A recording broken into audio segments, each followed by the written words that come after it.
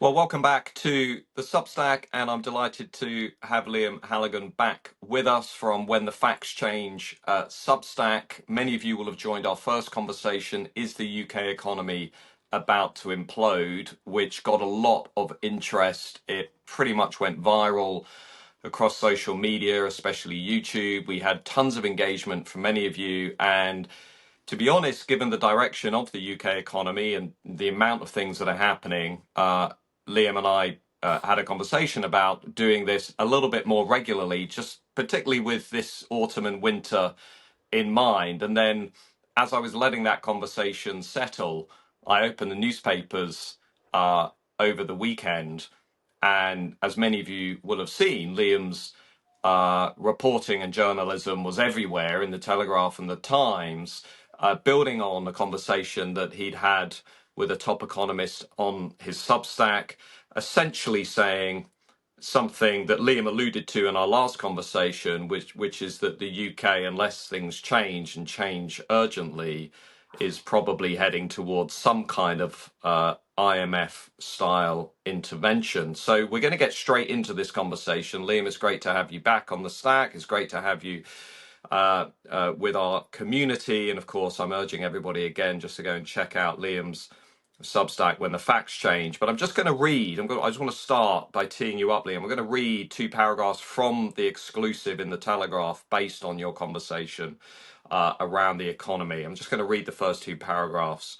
Rachel Reeves's tax and spend gamble is driving Britain towards a 1970s style debt crisis and bailout from the International Monetary Fund, leading economists have warned.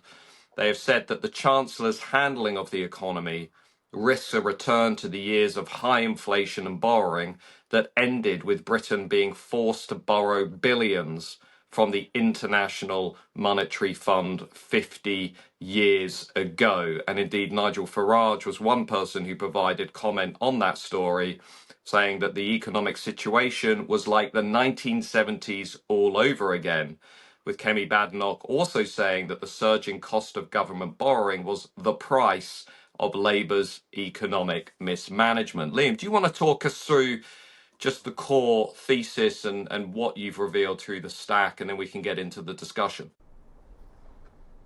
Hey guys, let's be honest, what often passes for journalism today is little more than politically charged activism with a headline that's slapped on top. The truth gets buried under layers and layers of spin, agenda, and those algorithm-driven narratives, which is why I turn to Ground News. It cuts straight through all of that noise, and it shows you what's really going on. Ground News brings together headlines from about 50,000 sources across the globe. But what really makes it powerful is the transparency. You don't just see the stories, you actually see the political bias behind every source, the ownership ties, because let's be honest, we know that money influences coverage, and exactly how each side is covering the news. Have a look for yourself at ground.news/Goodwin. Take Britain's new Strategic Defence Review, for example. The government just announced plans for up to 12 new attack submarines and a £15 billion fund for nuclear warheads. Over 300 sources have covered this story, 32% from the left, 28% from the right, and 40% in the centre.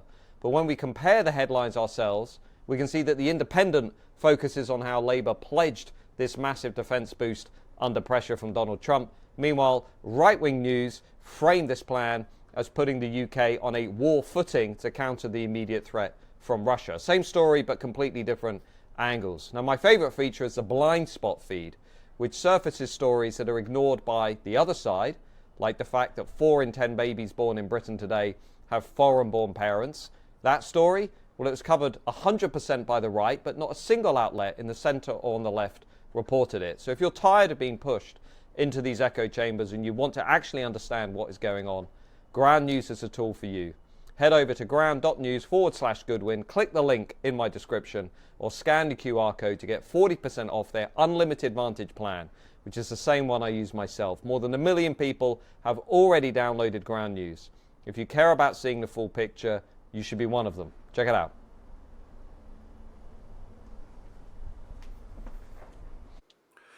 Well, the first thing to say, Matt, is thanks for having me back on your Substack. I think you and I can collaborate a bit in the weeks and months to come. I think between us we really cover the whole piece from economics to politics of the UK and putting it in international context. So I'm glad to be back with your viewers and listeners. So the first thing to say about the story itself is that for months and months, I've been talking to lots of people in financial markets, people that trade bonds. I'm a journalist who used to be an asset manager. So I used to work in the financial markets, and these people talk to me, you know, I talk their language, they talk mine. And for a long time, people have been saying to me they're really worried about the long-term cost of UK government borrowing. These aren't the interest rates set by the Bank of England. These are the interest rates which are just mood music. These are the interest rates that actually count, that are set in financial markets. How much are the big international insurance companies, pension funds, sovereign wealth funds going to charge the British government to borrow? There's nothing the British government can do about that. It just has to take it. It can behave in a way that can change it by being more responsible with the public finances.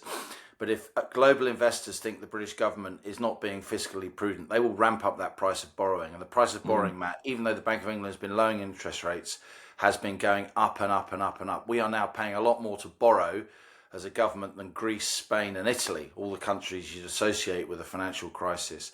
We're now an international outlier.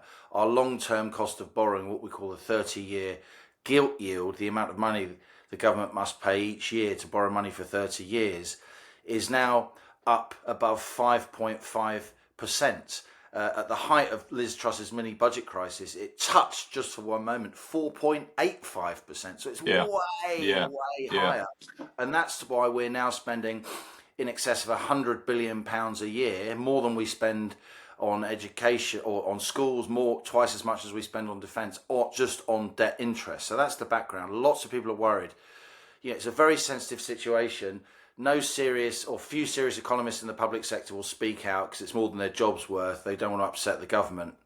And this is also, Liam, what is contributing to the £50 billion black hole that's coming up this autumn that Rachel Reeves is going to have to fill. Yeah, the more you borrow and spend, the higher the debt interest payment. The more the government puts up your debt interest costs, the more you then have to borrow again to pay the debt interest.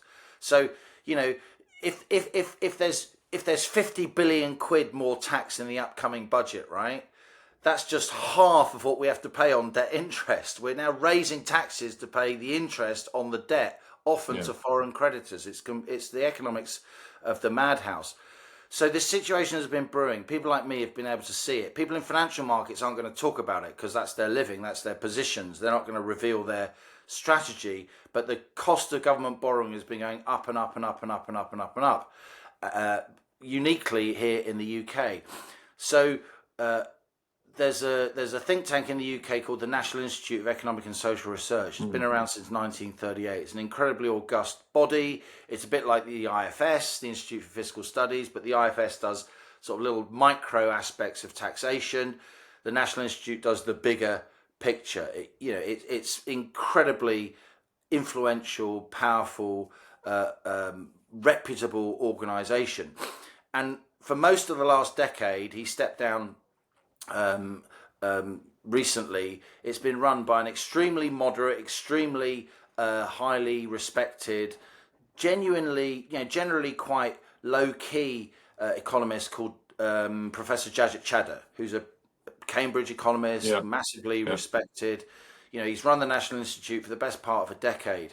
And I've known Jajat Chadha for a long time. I talk to him a lot. I talk to a lot of people in policy-making circles. And we decided between us that it now got to the point where someone who the government couldn't ignore, they ignore me, but they couldn't ignore, had to speak out. And so Jajat Chadha gave me an interview for my When the Facts Change Substack, and he just said it straight down the line. Let me just read you a couple of quotes that I've got here from your interview with Professor Chadha on When the Facts Change. He said the economy is now at risk of collapse. He said the financial situation is now as perilous as the period leading up to the IMF loan of 1976, when Britain had to be bailed out by the global banking body. And he said, and I quote direct, "I'm in a world in which I could imagine an IMF bailout happening, and we will be bereft in that case. We will not be able to roll over debt. We will not be able to meet pensions payments. Benefits will be hard to pay out. We are in fiscal trouble. Will Labour listen to this guy? Just to say, just stepping out for a minute, Matt. I can give you some clips, and you can run them in the middle of this if you want. Will Labour listen to this guy? Well, it's going to be hard for them not to listen, because now Professor Jajat Chadha has gone over the top. You've got other economists piling in, because there is lots of nervousness. No one wants to be the sandwich board man. No one wants to be accused of causing a crisis, and this is very important stuff. But I gave the Telegraph my interview on my Substack. They then talked to other leading economists who were willing to say this is a problem. One of them is Andrew Sentence, who used to be on the government's the bank. Sorry, they've got a helicopter overhead. You can edit this. Well, I'm just going to read the quote from that expert. He said Rachel Reeves is on course to deliver a Healey 1976-style crisis in late 2025 or 2026. Like Healey, Rachel Reeves has massively boosted public spending, borrowing and taxes, fueling both demand pull and cost push inflation. Unless policies are reversed, we are heading for an economic crash. That's Dennis Healey, of course, who's the Chancellor back in the mid-1970s. Prime Minister then, Jim Callaghan's Labour Chancellor. And he's somebody, I've been reading a lot of the history of this period actually. He's somebody who was warning behind the scenes that the Labour government was borrowing and spending too much, that it was too much in hock to its own left wing. Both Healey and Callaghan talked a lot in their memoirs about their economically illiterate backbenchers, pushing them to do financially irresponsible things. And in the end, the trade unions were so powerful then, the left of the Labour Party was so powerful then, that the government literally drove the economy off the edge of a cliff. And that's what financial markets are worried about now. And as Jajat Chadha said in his interview with me, if you can't even control a bit of welfare spending 1 year into the parliament, when you're 4 years away from the general election, it only gets more difficult as you get nearer the election. The fact that Labour said they were going to do some welfare reform, said they were going to save some money, and then bottled it at the first hurdle. Keir Starmer, does this guy know anything about politics? Really? They totally bottled it. You know, had a lot of the Labour Party rebelled, that would have been good for the Labour government, because it would have been distancing itself from, frankly, the economically illiterates on its own back benches. But they don't understand politics, it seems to me. They just want to keep everybody happy, which isn't leadership at all. So well, we're going to come on and talk about the migrant protest later on, because I do think there's a parallel there in that there is something fundamentally wrong with the Number 10 operation, and there is, I think, just a very visible disconnect from the views and beliefs of the vast majority of Britons. But just staying on the IMF thing for a moment, let's say the renegade experts who are starting to speak out are correct. Rachel Reeves comes back after recess. She says, okay, I've got a tough budget. Taxes are going to go up. We're going to have to really tighten our belts. She'll almost certainly try and blame the Tories. She'll try and blame geopolitical winds. She'll try and blame Donald Trump. She'll try and blame the tariffs. She'll say, in a world of uncertainty, we've got to make some tough decisions, blah, blah, blah. But then things conceivably start to spiral. What is the lesson there, either from the 1970s or economics, in terms of how things are likely to unfold? Well, the first thing to say is, as Professor Chadha made clear in his interview with me, as I always make clear when I talk about this subject of a looming fiscal crisis, as even the Sunday Telegraph made clear in its editorial yesterday, as even the Sunday Telegraph made clear in its editorial linked to my interview, which of course was on the front page of the paper, this isn't all Labour's fault. They had a terrible inheritance from the Tories. The tax burden was already at a 70-year high. The national debt was approaching 100% of GDP. Yeah. P, bar the shouting. So, but Labour made it much worse because they inherited this tricky fiscal situation. You know, the whole of the Western world was in a tricky fiscal situation post-COVID. Us, not least, because our lockdown was, in my view, ridiculously overdone, overly stringent. But Agree. that's a Yeah. conversation for another day. So it isn't just Labour, but Labour have made it a lot worse. And the combination of a Prime Minister and Chancellor who are clearly out of their depth when it comes to economic management, and then a left wing of the Labour Party on the backbenches that is really vociferous, Yeah. and a figure in the Labour Party in the form of Angela Rayner, who's clearly got a gander up and is pushing the party ever more leftward. That's what's really upset financial markets, and that's why UK government bond yields, 30-year yields, are now so much higher than they are anywhere else in the world. You know, we're way above 5%, 5.6, almost 5.7% we touched over the last week or so. You know, no other G7 economies borrowing cost is much above 5, and if it is anywhere near 5. Yeah. So Yeah. we're way out of whack. So what could actually happen here? What could actually happen is the government could only borrow money, and the government's borrowing, you know, the thick end of 10, 15, 20 billion quid a month, most months so far this year. The government would, you know, there'd be a real issue when it comes to making payments, when it Yeah. comes to making benefit payments, when it comes to making pension payments. And that issue, that pressure would then cause borrowing costs to spike even more. And those And this is borrowing costs would cause an inflation spike. And then that combination of those things, one of the great economies of the world, literally struggling to remain solvent, that you'd then have a downward pressure on sterling, and that downward pressure on sterling would then push up inflation even more because imports would become more expensive, not least all the food and energy that we import. We've got ourselves into a situation ludicrously where we import, you know, we are net importers of necessities, which is completely mad given that we're the UK. And then when you get that inflation spike from a lower exchange rate, government borrowing costs go up anew. And so you need a circuit breaker. And the circuit breaker this is where is also external body. into the mix we've got a member of the Monetary Policy Committee saying this is almost certainly why Rachel Reeves and everybody comes back from recess. Labour, one of its first acts will be to break its manifesto promise. It will raise taxes on working people in order to try and deal with this. As you say, that's most likely is unlikely to deal with the underlying issue. We've got this MPC committee member saying, I think there is no realistic alternative to basically breaking the commitment not to raise key taxes, personal income tax, VAT, during this government's term in office. Rachel Reeves will be forced to do that. So look, I'm looking at a winter that is not only going to be economically potentially disastrous for this country, but is also going to collide with a very heated national debate over migration, broken borders, and the asylum hotels. You and I are speaking on Monday, August the 25th, while we've just had another weekend of 30 public protests across the country, much of mainstream media, by the way, downplaying them.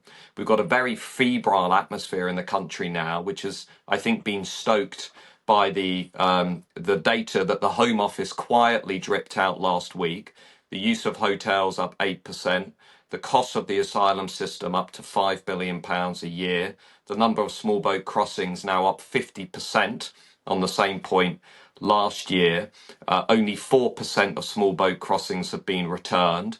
Now, of course, against the numbers that you're talking about when it comes to the debt crisis, you might say, well, 5 billion quid a year is pretty small compared to 110 billion or just servicing our national debt. But I suggest there is a toxic cocktail that is now emerging in British politics, which is a rapidly deteriorating economic environment colliding with Labour's complete inability, its refusal to actually address the root cause of the migration crisis. And unless Labour gets its arms around not just the economic crisis, but also, you know, this very palpable sense that the country is out of control, You didn't have that in 1976, Liam. You didn't have that in 77 as being linked so closely to migration in the way that it is. I mean, this is something new, is it not?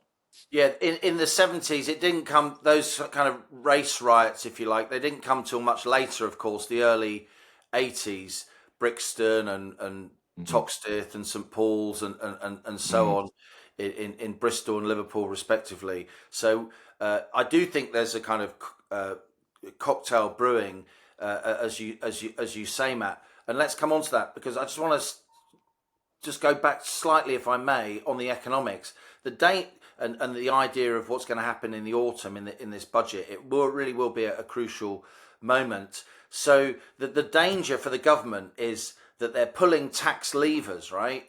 And the tax isn't coming, because what they're doing with their higher tax rates, and we saw this after the budget in April with big increase in employer national insurance contributions, Mm. and then hiring fell off a cliff. So you're not getting as much extra taxation as you think you're going to get. And we've seen it with, a small example, but a symbolic one, VAT on schools, right? Independent schools. Well, loads of them are closing. So you're getting less VAT. You're getting less tax revenue because you've just closed down a bunch of schools inadvertently. Yeah. Or maybe that was the point. Maybe because it's a very spiteful policy. Mm. The idea you're going to get a lot more money out of the wealthy. But, they all bugger off. So again, we are beyond the peak of the Laffer curve, as I've said in the past with you and others, Matt, that the higher tax rates go now, you may end up actually with less tax revenue. And that's what financial markets really fear, that Labour will put up these, slightly tangential tax rates because they don't want to put up the big tax rates, income tax, VAT and employee national insurance, as you say. And they're not getting more tax revenue. They're just slowing down the rate of economic growth, which is the worst thing for the public finances. That's why it may be that they have to break a manifesto commitment. And it strikes me they'll keep Rachel Reeves in for long enough to break that manifesto commitment. She then takes the blame. They then get rid of her. The question is, who is then the next chancellor? Because she is pretty much, she's deeply fiscally irresponsible in my view. Her ideas about economics are deeply, in my view, out of date, simplistic, sort of soft left Keynesian policy, to use a semi-technical term. Very much Gordon Brown without Tony Blair in the room to rein him in, right? That's who Rachel Reeves is. That's who Rachel Yeah, Reeves is. yeah. But I mean, if she were to go, then Starmer would come under enormous pressure. But she is the best of all of them, really. The markets see her as the standard bearer of fiscal prudence, even though she's far from prudent. I mean, who are you going to get in to be the chancellor after that? Pat McFadden, hardly a household name. Clever bloke, but are his politics to the right of Rachel Reeves when it comes to fiscal policy? I'm not sure they are. I mean, the only person in Downing Street I think who really gets any of this stuff is Morgan McSweeney, who is really a person in the dark, who isn't an economic specialist, but just gets this stuff instinctively, in my experience. And this is the difference with today's Labour government and the Blair-Brown Labour government. As I've said many, many, many, many times, I've been saying this for months, there is no one in Downing Street who understands financial markets, properly understands them, has proper experience, feel and knowledge of financial markets. And I had many issues with the Blair-Brown government. I was a lobby correspondent during those early years, Matt, as you know. Not Alistair Campbell's favourite person by any means. But I will always say they were responsible in the sense that they understood what the ghosts of 1976 meant. That administration was full of people who'd grown up watching the Labour Party impale itself on left-wing ideology, resulting in a fiscal crisis and national, international shame for the UK. It was our economic Suez. It was when we were no longer a great power. A lot of people in New Labour, Alistair Darling among them, even Gordon Brown himself, I talked to these people over many years about it. Their main job was to exercise the ghosts of 1976 and make Labour electable again. And that's why for the first few years of that Labour government, Matt, they stuck to the Tory spending plans. They were the Iron Chancellor, and he was pretty determined to rein it in. Once we got into 2002-3, Brown thought he'd done all that, being responsible stuff, he then started spending like mad, laying the foundations for the current crisis, if I may say so, the early foundations. But no one in Downing Street now gets any of that, right? The Blairites, they had people like Gavin Davis, who, was a massive guy at Goldman Sachs, who'd happened to have been an advisor for the Labour Party during 1976. They had people around like Bernard Donahue, who'd been an advisor for the Labour Party during 1976. They had Derek Scott, who was the chief economist at KPMG, very, very highly respected city economist. He was in Downing Street. These were Labour people. I've got nothing against Labour people, right? Of course. But they can still understand economics and financial markets. And those three guys did. Where are they now? Yeah, Where's there's definitely now? Where's Derek Scott? Unfortunately, died. But where are their equivalent? I'm not having to go at Gavin. Of course, I'm not. But where are the equivalent of those people in Downing Street? They're not there. I think there's also They're ideologically excluded by the Starmerites. Nigel Farage often makes this point as well, that if you look at the front bench of the Labour Party, the Labour government, compared to previous Labour administrations, there's a dearth of serious business experience, serious market experience. But I mean, I guess I would also push back a little bit and say, well,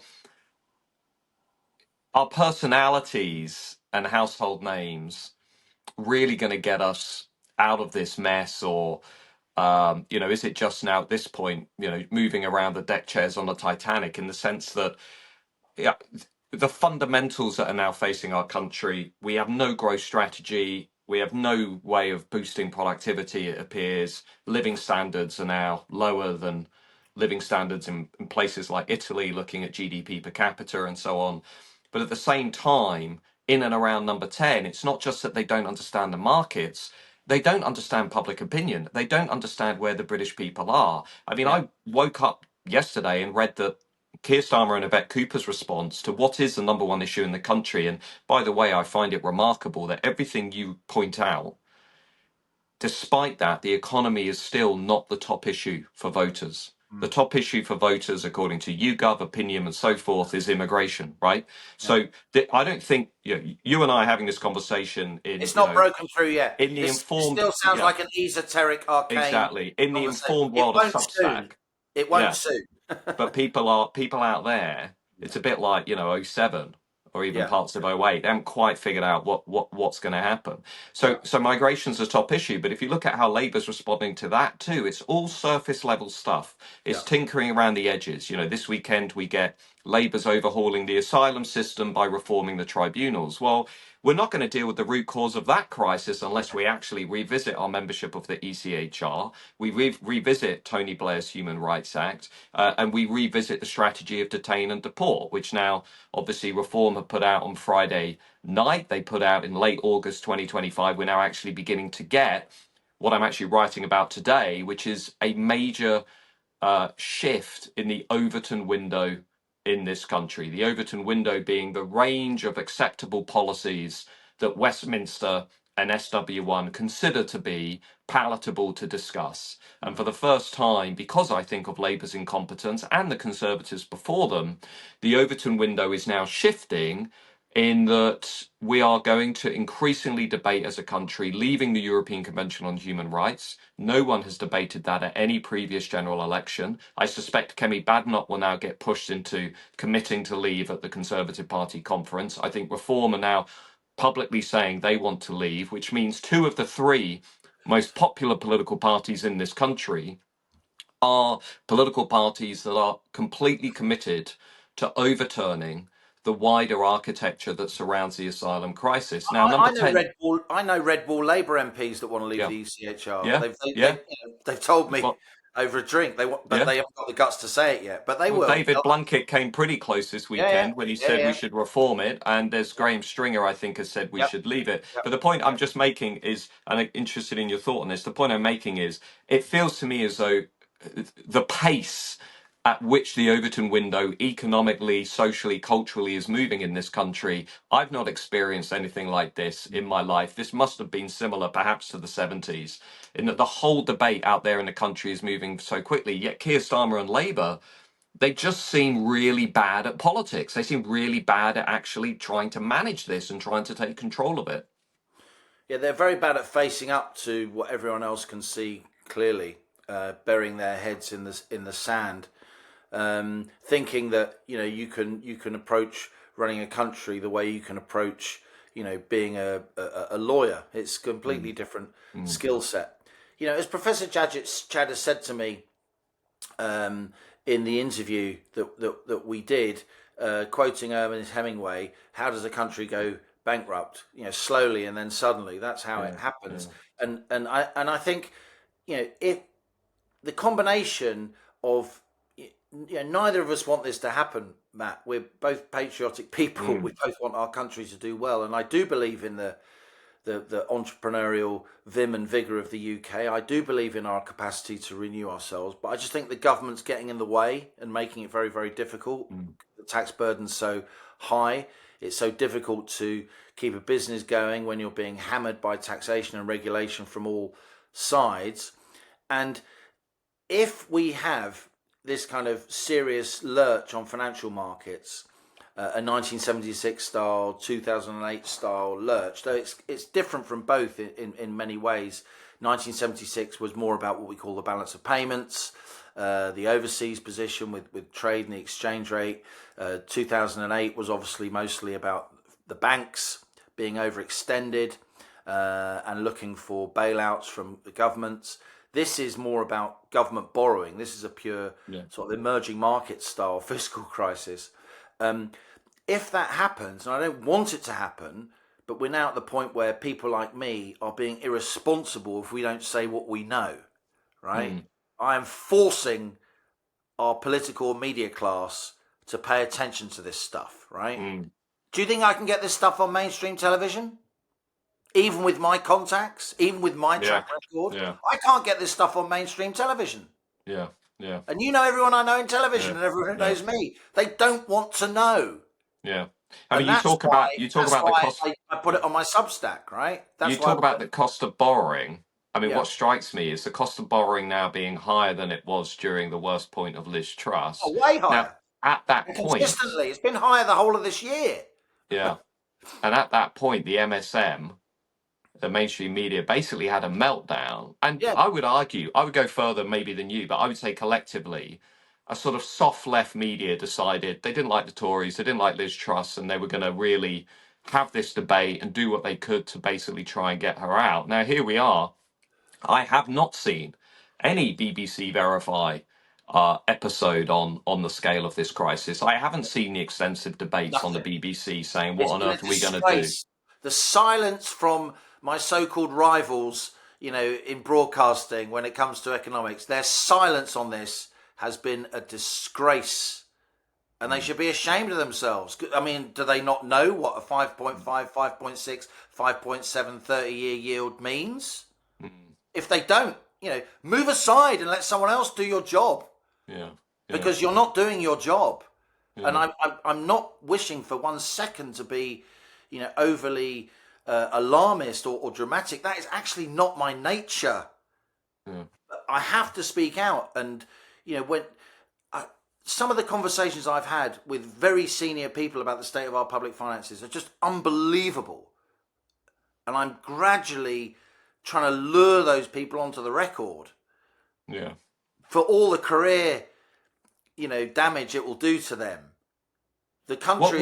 What do you think explains the relative silence compared to the Truss regime? Is it a political bias? Is it incompetence? Is it there's just a lot of other stuff going on, like asylum hotels and whatever? Is it just bad timing? We're in August and everybody's got their heads down. And I mean, knowing the media as well as you do, and knowing economic commentary as well as you do, what explains it? Let me be clear, right? Let me be clear. We have some fabulous journalists in this country, right?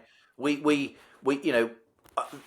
there's a lot that's going wrong in the UK, and a lot of your viewers and listeners, and mine, Matt, in particular, will be frustrated with the mainstream media. But we still do have some excellent journalists who do an excellent job. I mean, the moment I told the Sunday Telegraph about this interview with Jajit Chadha, the moment it was, we're doing it.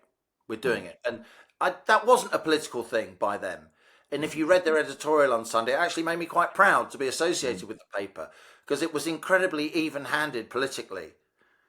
It said this isn't just about Labour. This is a systemic thing across successive governments.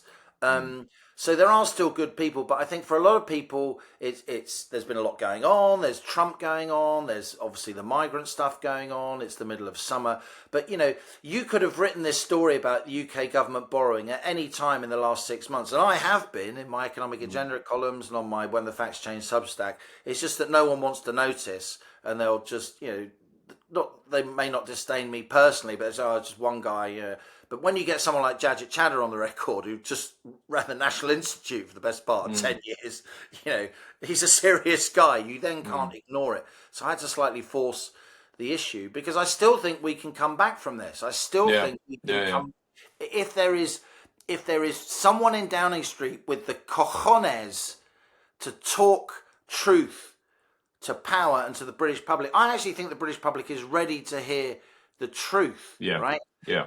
People say, oh my God, you can't ever talk about cutting spending, or you can't ever talk about making the state smaller. Yes, you bloody can. In 2010, the Lib Dems came in and were part of a government that did that. Because even the Lib Dems, with all their cuddliness, realised we needed to do something to get hold of reality and put the country's financial, back on a firm financial footing. In the end, even though it was horrible in the early and mid-80s, I was very much around then, Matt, getting really interested in politics and economics. I should have got out more.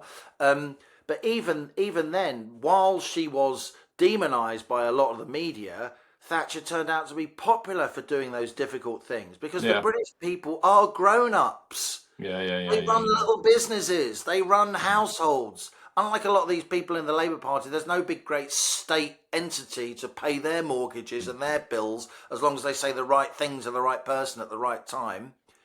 And this is why we have to be fiscally responsible.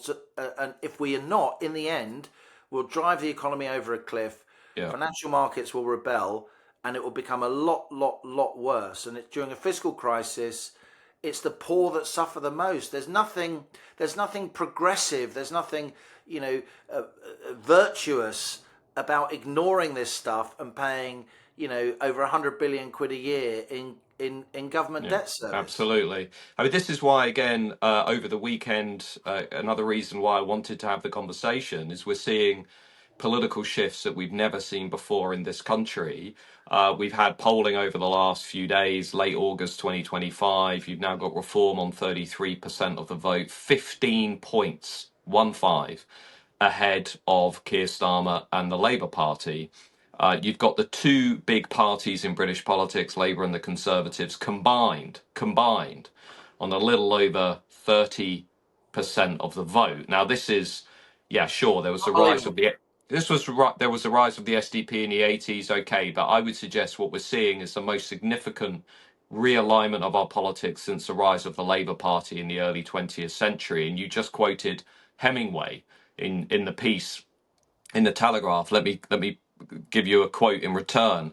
A revolution, said Alexis de Tocqueville, is not a sudden eruption, but the accumulation of silent changes that suddenly become visible.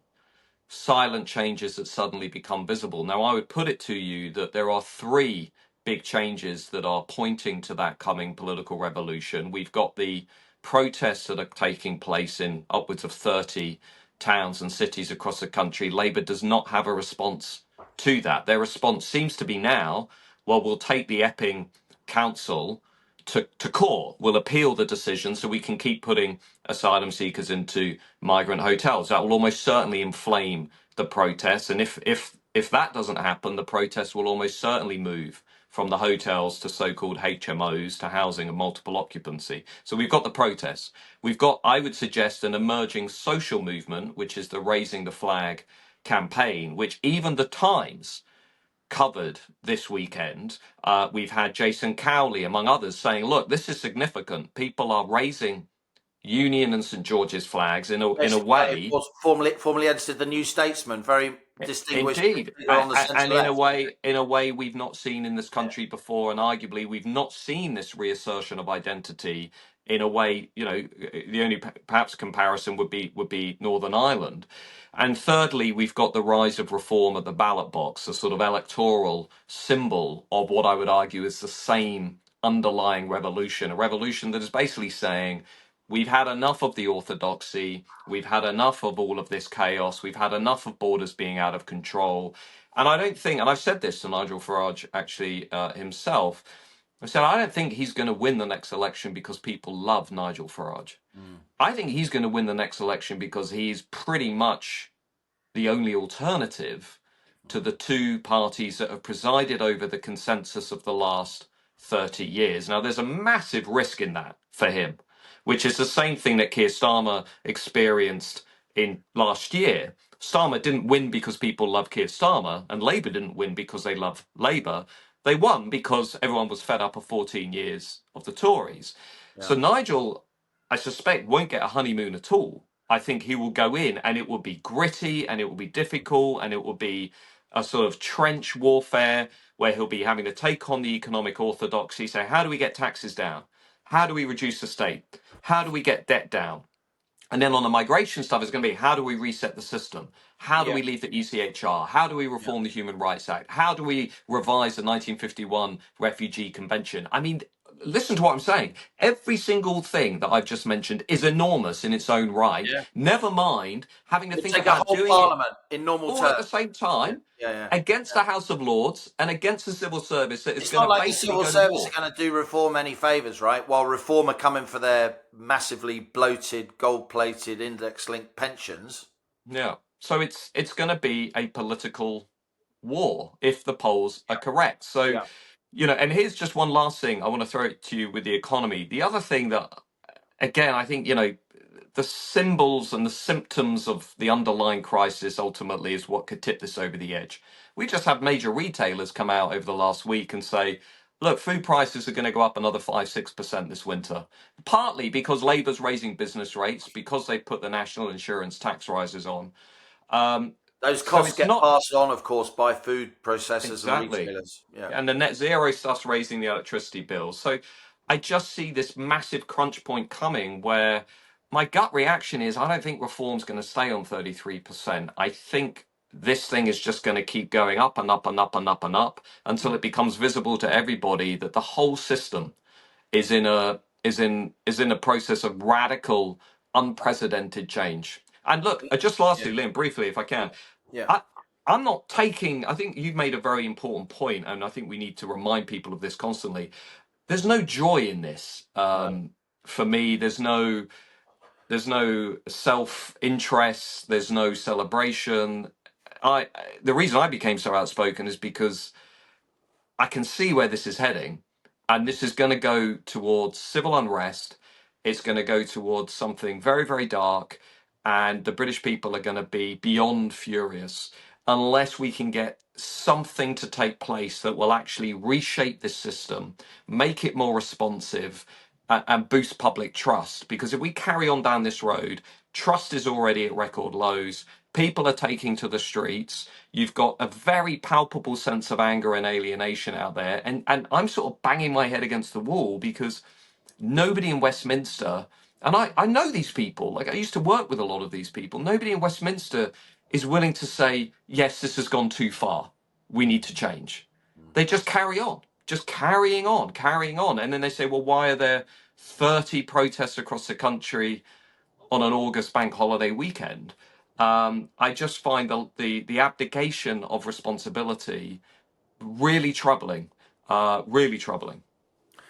I I'd concur with a lot of that, Matt. And I you know, I know you don't like being as outspoken on these issues. You know, neither of us want to diss our country. We both feel very strongly about being from the UK. Yeah, I do, even though I'm ethnically from Ireland. You know, I talk about that quite a lot because it's a big part of my personality and my identity. And yeah, I love the UK. I love being from the UK. It's a huge privilege for my family, despite the complex history between Britain and Ireland.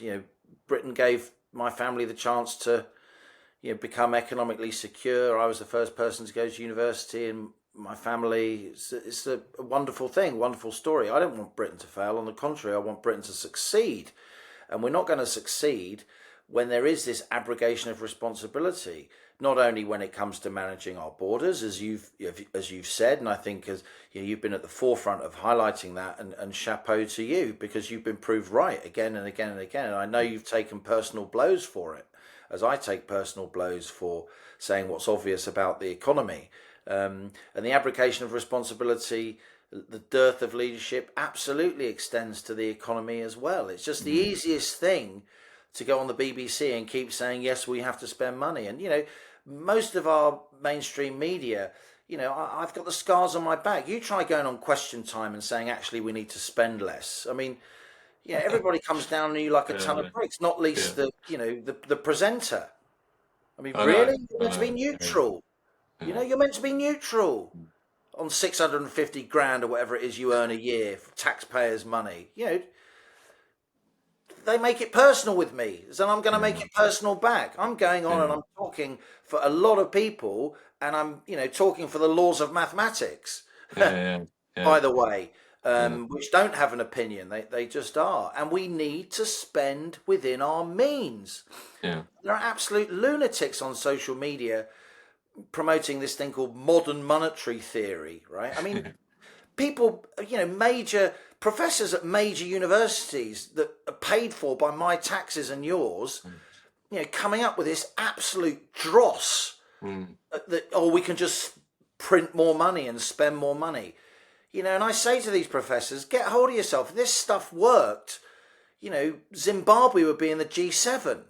The Roman Empire wouldn't have collapsed. Hitler wouldn't have come to power in Germany. This stuff is really important. And we are now getting people, not just in the mainstream of academia, but within politics. I mean, people in the cabinet were currently in the cabinet, talking to them over the years. They believe in this stuff. My concern is that Labour is going to do something absolutely moronic, like embracing modern monetary theories, ever more quantitative easing. We can't do more quantitative easing. We are maxed out. We created a load of new money after the global financial crisis, and for a while it stayed within the financial system, and then it leaked out of the financial system, as many of us, not many of us, some of us warned that it would, and we ended up with a huge inflation. Inflation was already at a 30-year high, even before Putin invaded Ukraine. Totally. Never forget that. You can't... The rights or wrongs of the war in Ukraine, another long conversation. You cannot blame Britain's inflation problem on the war in Ukraine. Of course, that exacerbated it after February 2022. But by the beginning of 2022, inflation was already at a 30-year high. So that's my concern, that Labour do something really crazy. And it isn't just Labour who have been asleep at the wheel when it comes to economic leadership. The Cameroons, they weren't real conservatives. They were worried about what their mates at dinner parties would say. Again, I know lots of these people. The so-called austerity years, the national debt doubled as a share of GDP. And they call that some kind of austerity. No one wants to see public services withdrawn, but we have to spend money where it is needed most, and not on, wasting money on DEI nonsense and lots of other nonsense. I think as well, wasting money on debt interest payments by living within our means in the first place. I think as well, we're almost not capable of having the kind of conversation we need to have in this country, because so many people are invested in maintaining the status quo because they helped create that status quo. I mean, my default thesis on Britain has always been that we have had an elite consensus that has basically been established to serve a 10 to 15% minority in this country, and has basically said to hell with everybody else. We deindustrialized blue collar communities. Will continuing to do that through net zero. We've clobbered those same communities with mass migration. We've had an expansive welfare regime where we've now got 10 million working age adults on out of work benefits, 1 million young people not in education, employment or training. And now we've seen over the last week reports in the paper saying most of the jobs that could have got those young kids off off welfare, sorry, and into work, have gone to foreign people coming into the country from outside of Europe. There are very few politicians thinking about the longer term direction of travel. Now, we're just at the end of this. So I just want to ask you one question before we finish this conversation, though I'm sure we're going to have another one in the not too distant future. One of the clips that has gone absolutely viral over the last week, and I mean tens of millions of views, was the clip of Lewis Goodall from LBC, from the Newsagents podcast, sharing some pretty radical views on inheritance tax, essentially saying, well, look, we should jack up inheritance tax to 90, 95, 100%, and was widely ridiculed, including by members of legacy media. There were lots of prominent journalists coming on saying, how has this guy become so prominent? How has he become, how have editors let people like this through the net? And I don't want to personalize the discussion, but we're watching that video where you've got someone there saying, essentially, let's just tax everybody on inheritance, and these ideas are obviously entering the national debate with few editors questioning them, few producers questioning them, and people, like him, embarrassing himself, I would suggest. I mean, what's your reaction to that? I mean, have you managed to see the clip? Yeah, I have.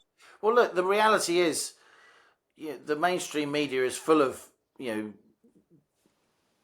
columnists, presenters who, frequent contributors who, used to be Labour activists. And that's just the reality. There are very few around that were activists of other parties. I mean, I remember when I first came into the media at Westminster, I was just stunned at how partisan everyone was. Yeah. All right, it was just before Blair won in '97, and of course everyone was cheesed off with the Tories, rightly so. But I was just stunned at how partisan it is, and now I'm still surprised, even though I'm still shocked, even though I'm not surprised anymore. If you know what I mean. Look, it's all about clickbait for people who say crazy things and producers who let them. It's all about clickbait, isn't it? So in that sense, he's done his job. Maybe he'll feel differently about inheritance tax if he wasn't earning, massive amounts of money for talking, and if he had some kids with respect to him. Once you have kids, you let me put this gently, you begin to understand the facts of life. Yeah, exactly. The strength of feeling you have for those children, and just how egregious it is to have money that you've already paid tax on, then taken away before you can give it to your children. And all this will mean is the tax avoidance industry will find all kinds of ways that wealthy people can give money to their kids. The idea that you can stop that happening in a globalized world is frankly economically naive. So it'll just be ordinary folks that don't have recourse to back offices and endless offshore trusts and all the rest of it, who work hard, who want to leave a bit of money for their kids so they can get a foot on the housing ladder, which of course is incredibly difficult. This is what it's about. It's about people's houses, and to take away a family's house when it's been bought and paid for with a mortgage over many years, because people get up every morning and go to work and make the economy run. So frankly, people like us can pontificate for a living. People with radio shows can pontificate for a living. To then take their house away from them just so a government can spend it in a way that they think is best is just breathtakingly arrogant and antithetical to a proper understanding of human motivation. Well, I wanted to get your reaction to it because it has been so viral over the last week. But Liam, we have to finish there. So we've covered the possibility of an IMF bailout, the broader debt crisis. We've talked about the migration crisis, labour and politics. We've talked about what could be around the corner. We've gone around the houses. As always, thank you to everybody who is tuning in, whether you're tuning in on the stacks, whether you're tuning in on social media. Thank you if you are a supporter. Don't forget to go and check out When the Facts Change, which is Liam's Substack. You may be watching this on that Substack, in which case, thank you for watching us. And obviously, you can connect on all social media, YouTube, etc., Facebook, and so on. And let's just try to stay ahead of the curve during this critical point in the history of UK politics, because I am won over by the argument that something big is about to happen in the next few months. And we really need an urgent radical change of direction. As always, we'll be here to point to what needs to change. So thank you for watching and thank you for listening, and we will see you soon.